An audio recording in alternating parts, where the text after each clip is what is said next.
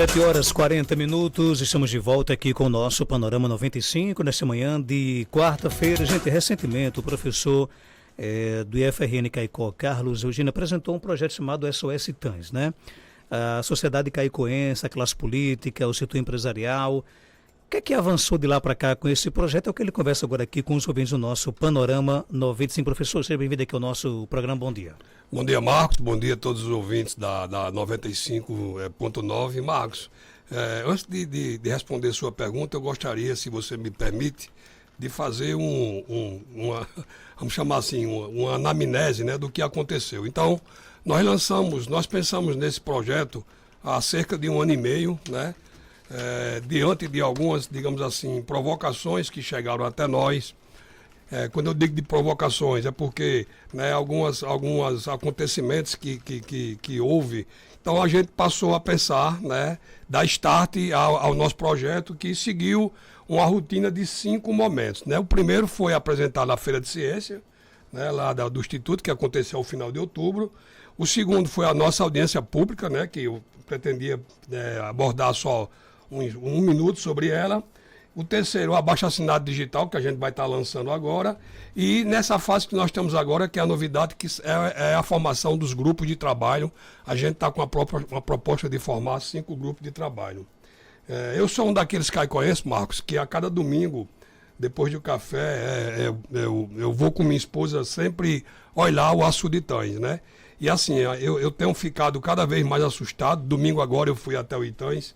E assim, fiquei ainda mais assustado. Então isso nos move a fazer esse projeto, a trabalhar com esse projeto, né, que é da nossa autoria, juntamente com o apoio do IFRN Campus Caicó. Aí você pergunta, o que é que avançou? Né? Então, depois da audiência pública, a gente não havia conversado ainda, né? Então, houve uma entrevista na audiência pública, portanto, eu quero falar dela, como eu disse, por uns 2 minutos. A audiência pública foi de muito sucesso, né? Foi uma audiência pública onde 95% das instituições convidadas compareceram.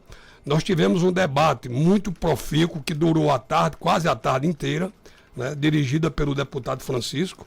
O deputado Francisco, ele foi convidado por um motivo muito simples, porque ele é o parlamentar que é presidente da Frente Parlamentar das Águas, né?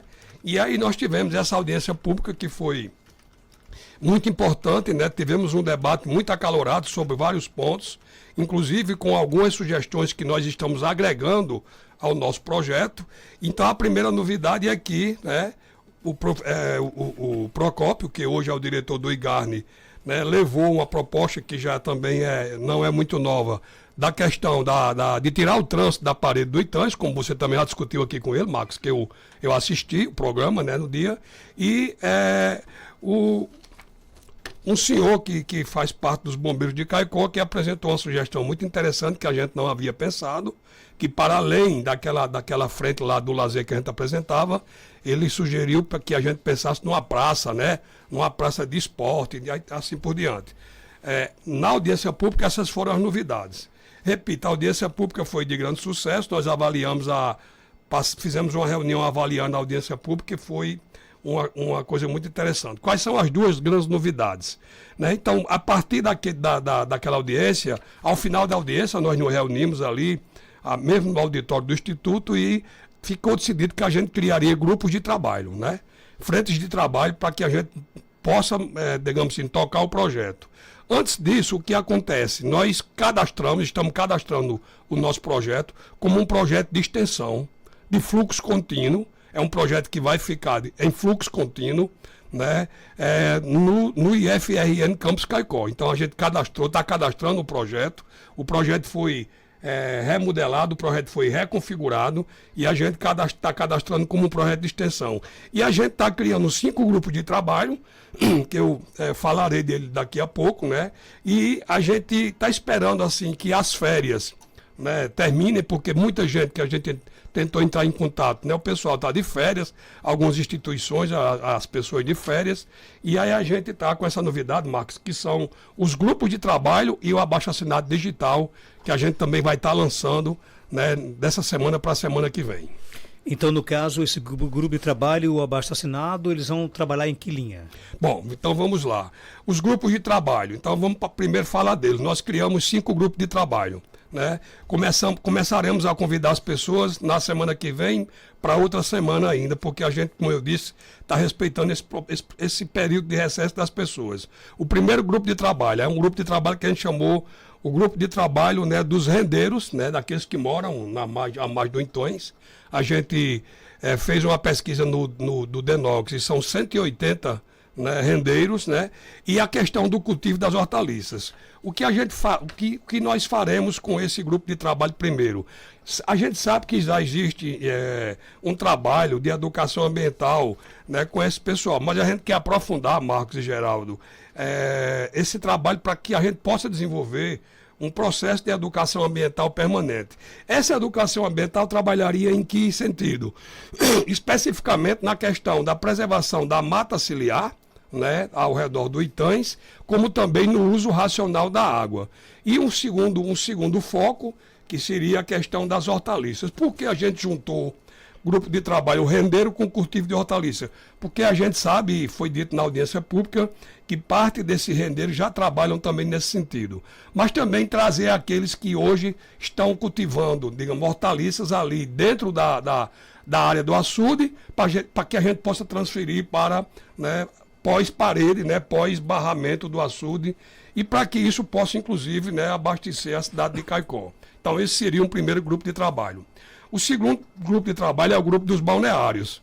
A gente sabe que já houve uma sessão, né, para o Iate Clube, né?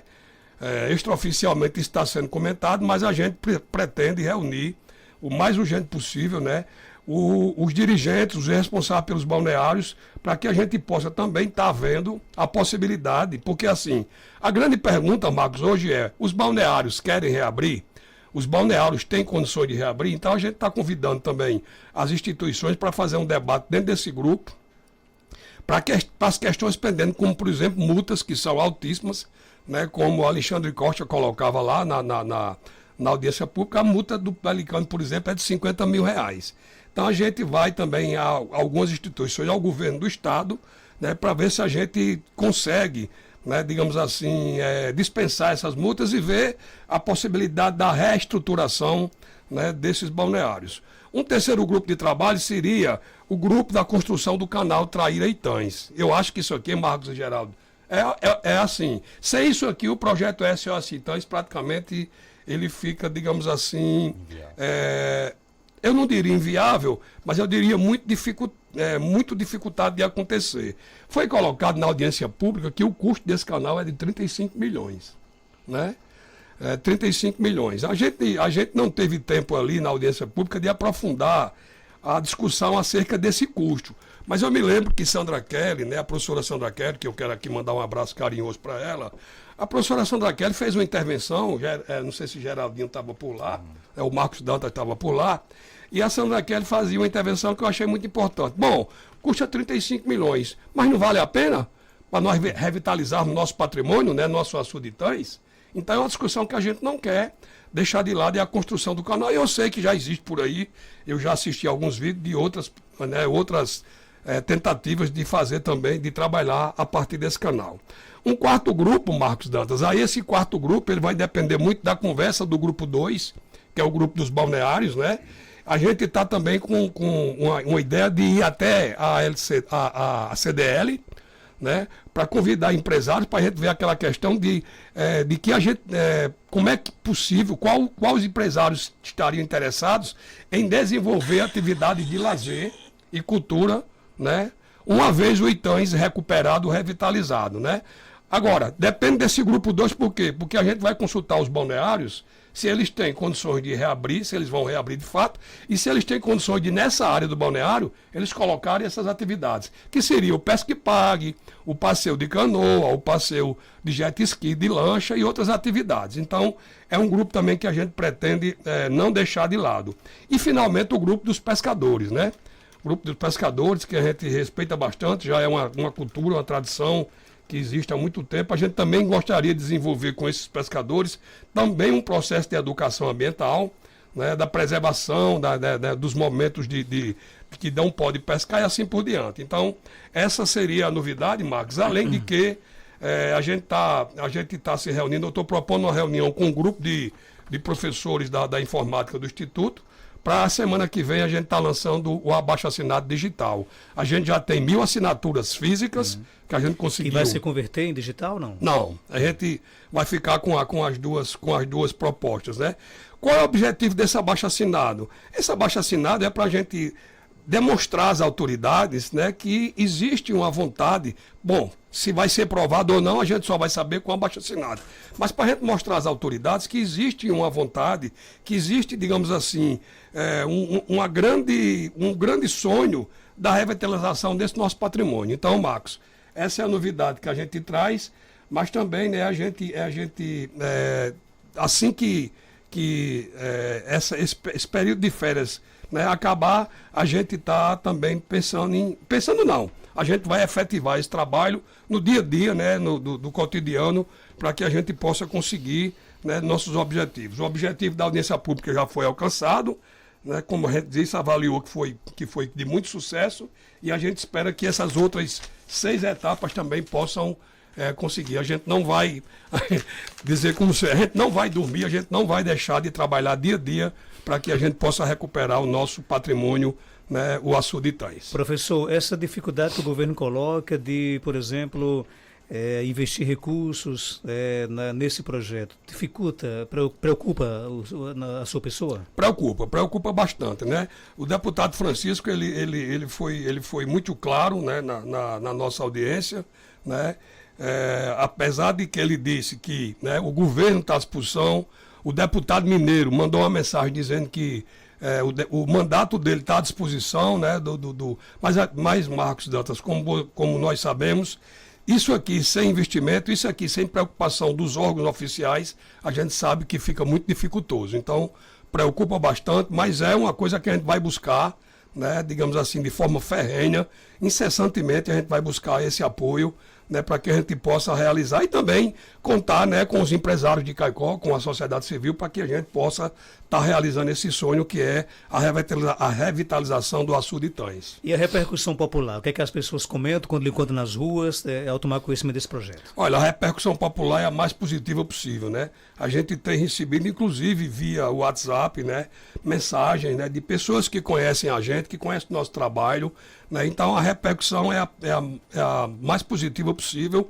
inclusive aliado em consonância com o abaixo-assinado digital, a gente quer continuar com o abaixo-assinado físico, por exemplo, na feira de Caicó, né, no estabelecimento de Caicó, fazer parceria com alguns estabelecimentos, para que a gente possa dizer, ó, a gente tem aqui a assinatura de tantas mil pessoas que sonham com a revitalização do Itães. Eu acho que é um instrumento bastante importante para mostrar também o que você está colocando, que é a vontade, né, da comunidade, essa vontade da comunidade para que a gente possa fazer isso em conjunto. Como é que a população pode abraçar a sua luta?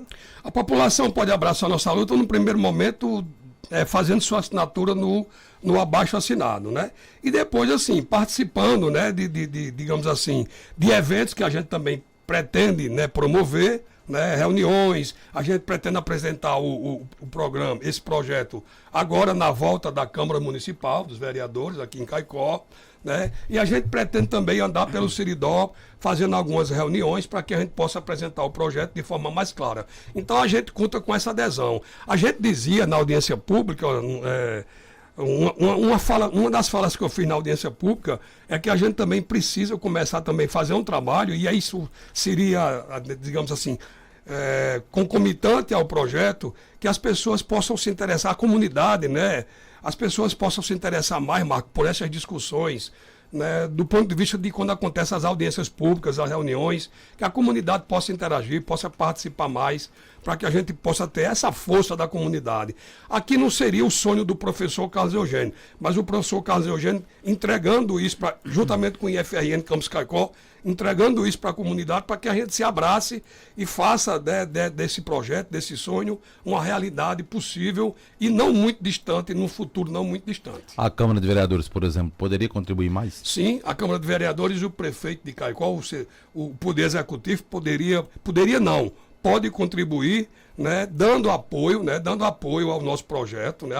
A gente espera que o prefeito, o vice-prefeito de Caicó nos apoie, mas também, principalmente, a Câmara de Vereadores. Em que sentido, né? No sentido de lutar, por exemplo, né, para quebrar algumas barreiras como essa dos balneários, né, das multas. Eu acho que o agregamento de vereadores, uma junção de vereadores, uma campanha, né, é importante, né, e em outras frentes, né, como apoio, né, por exemplo, até apoio financeiro, se for possível, para que a gente possa estar desenvolvendo. Então, a gente colocar aí 1 ou 2 bolsistas para a gente estar desenvolvendo esse projeto de forma, digamos assim, cotidiana. Você falou aí na ideia, né, de conversar com os balneários para saber da possibilidade de uma reestrutura nos balneários e da possibilidade de funcionamento. Na sua perspectiva, né, qual seria hoje a perspectiva de volta dos balneários e estaria necessariamente atrelada à questão do açude voltar a receber água? Olha, Geraldo, ótima pergunta. A minha perspectiva é a melhor possível. Eu acho que os balneários eles têm condições de voltar, desde que, né, dentro do âmbito do projeto, que esse projeto, daí a gente dizia a complexidade do nosso projeto, a diferenciação do nosso projeto, né? Porque o nosso projeto, nesse grupo de trabalho dos balneários, inclusive, a gente pretende que haja, né, por parte das instituições, das autoridades, né, aí haja autoridades políticas, né, digamos assim, uma quebra dessas barreiras, por exemplo, das multas que são muito altas, para que eles voltem a funcionar.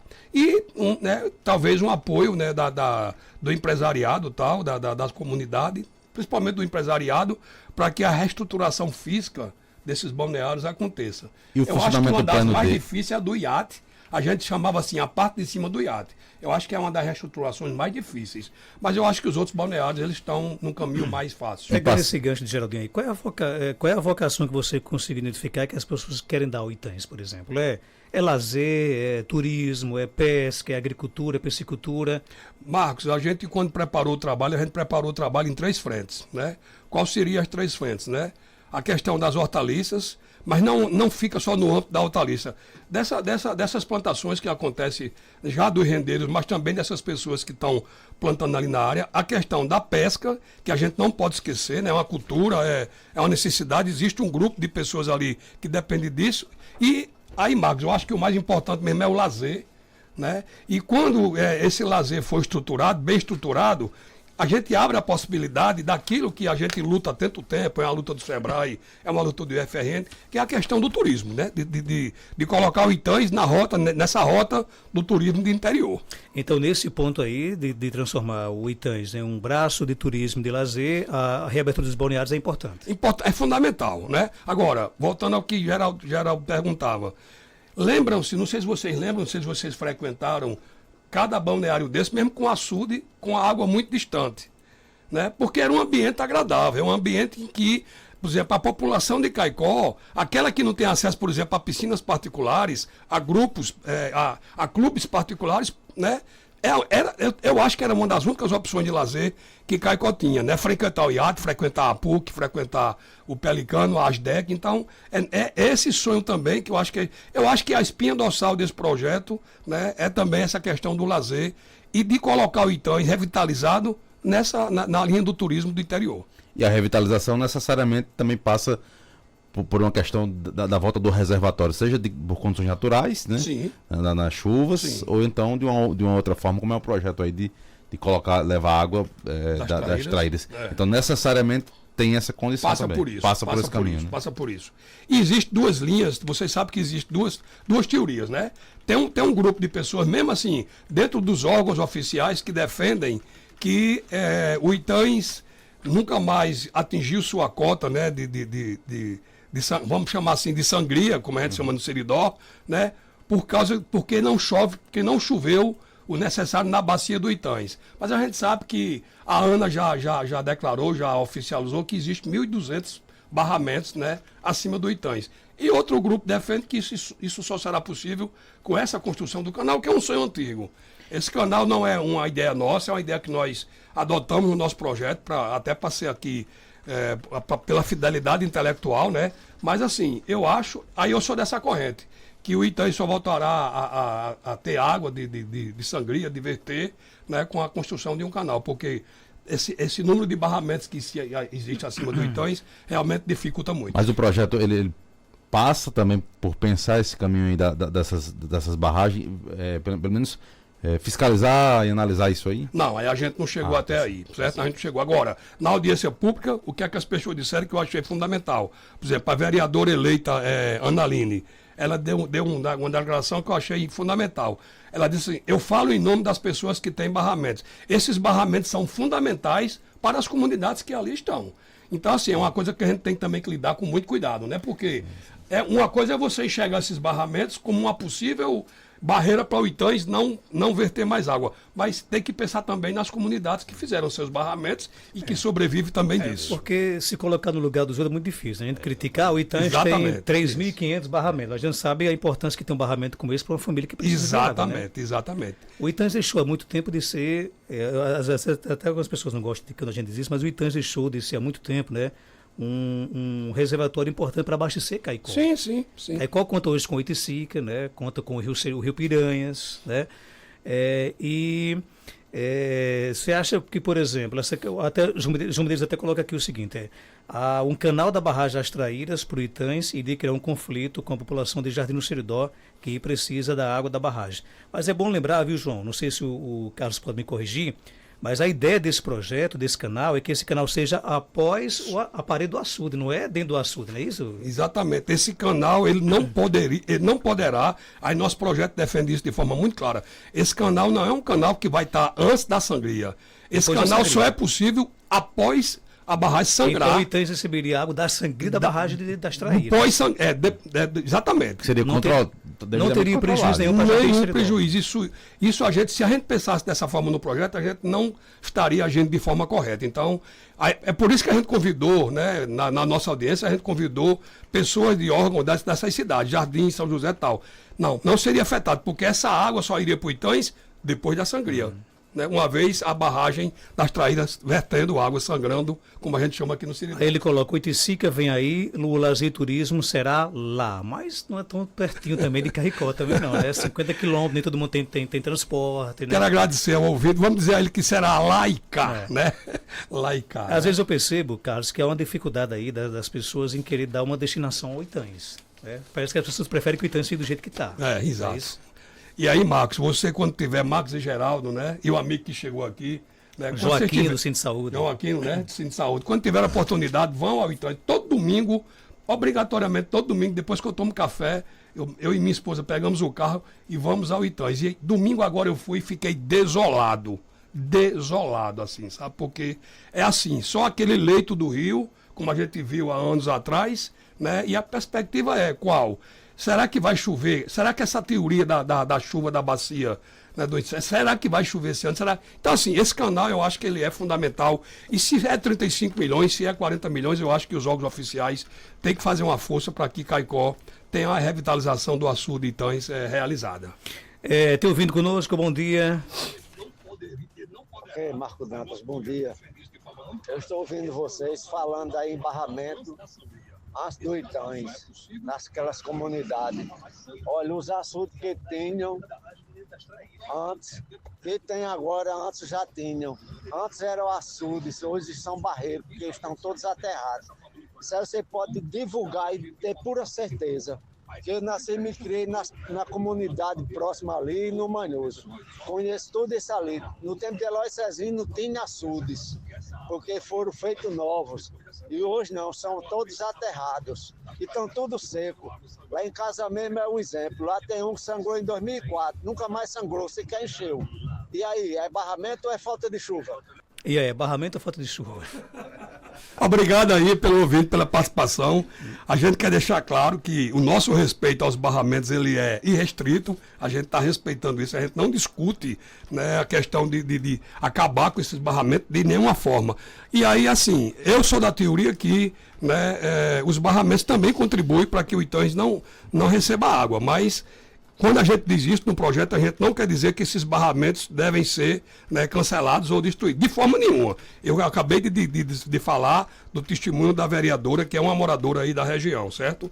Então, por isso que a gente está propondo o canal. Porque é um canal, a gente sabe que o Rio Seridó, né, aí o Rio Seridó tem recebido, né, mais água nesses últimos anos, então resolveria o problema. Mas longe de nós, né, dentro do projeto, querer, digamos assim, prejudicar os barramentos. Eu acho que os barramentos, de novo, são fundamentais para as comunidades que ali estão e a gente que quer respeitar demais, a gente respeita demais essa questão dos barramentos. As teorias estão aí, né? Só o tempo vai dizer, né? A gente vai passar agora por uma quadra chuvosa. A gente não está na quadra chuvosa ainda, a gente está com o efeito aí da zona de convergência do Atlântico Sul e da zona de convergência intertropical, né? Eu escutei essa semana uma entrevista muito interessante com José Carlos Maulion, que é um grande estudioso da área. Ele disse que nossa quadra chuvosa só vai vir na segunda semana de fevereiro e para março e abril. Então vamos esperar, né? Vamos esperar para que as teorias possam ser, né? O que eu acho é que se chover na bacia do Itães, né? Se chover na bacia e os barramentos conseguirem verter e encher o Itães, maravilha. Mas se tiver o canal, era uma segunda coisa que também que ia ajudar. E eu acho que 35 milhões, 40 milhões para o governo do estado é como se fosse R$100 para cada um de nós. Agora eu já provoquei até o professor Alcindo do IFRN, né? Porque é preciso se fazer um estudo, né? Uma pesquisa, porque há muitos anos não chove no leito do Itães, né? Então existe um corredor ali do Itães para Ouro Branco ali que não chove mais. Há muitos anos chove em todo canto, não chove nesse corredor do Itães, né? Pois é. Ele até prometeu fazer esse estudo, não fez ainda, né? Tem essa teoria. É por isso que a teoria se sustenta, né? Que dizem que não, ali é um lugar que não tem realmente chovido nos últimos anos, né? Foi muito tempo, né? E a gente sabe agora assim, Caicó, aí no senso comum a gente sai. Eu não sou climatologista, mas a gente é professor de geografia, mexe com isso. As pessoas vêm perguntar a mim, por que choveu ali no Instituto Federal e não choveu na Paraíba, né? Então, assim, essas zonas de chuva, né, que chove ali, não chove aqui, as chamadas chuvas irregulares da questão do espaço geográfico, né? Existem duas irregularidades de chuva, a questão dos milímetros. Um dia chove 100, passa 15 sem chover, e o outro é o espaço geográfico. Chove ali e não chove aqui. Por coincidência, você tem razão, há muito tempo as chuvas nessa bacia do Itães têm sido realmente fracas, né? Professor, boa sorte aí na sua luta do SOS Itães. Algo mais a acrescentar, pode ficar à vontade. Marcos, só queria dizer que a gente vai começar a convidar cada uma dessas pessoas nos grupos de trabalho, né? A gente só está dizendo esse momento de férias. E a gente só quer agradecer a Marcos Dantas, a Geraldo, ao Panorama 95, que tem nos recebido, tem dado, né, esse apoio que vocês nos dão, é fundamental. Então, muito obrigado. Eu conto com a comunidade, conto com a classe política, a classe empresarial, para que a gente possa tocar esse projeto e fazer de Caicó uma cidade mais interessante, uma cidade que tenha mais qualidade de vida para a população como um todo. Abraço aqui a professora Bernadette, colocou aqui, parabéns por trazer essa pauta tão cara a todos nós, e ao professor Carlos pela determinação e dedicação à causa. O nosso amigo Jefferson colocou, grande professor Carlos Eugênio aqui. Abraço aqui para a professora Bernadette, também para o Jefferson, aqui interagindo com o nosso Panorama 95, que volta já para falar com os amigos do Centro de Saúde, né? De uma pauta sobre o Hospital Regional aqui de Caicó. Tem dificuldade, mais uma vez aí, no Hospital Regional, já a gente fala sobre isso aqui no nosso Panorama 95, que volta daqui a pouco. Marcos, quero abraçar os ouvintes que chegaram até nós para discutir e para falar sobre nossa luta. Um abraço a Bernadette, um abraço ao Gerson e um abraço a vocês. Voltamos já com mais informações.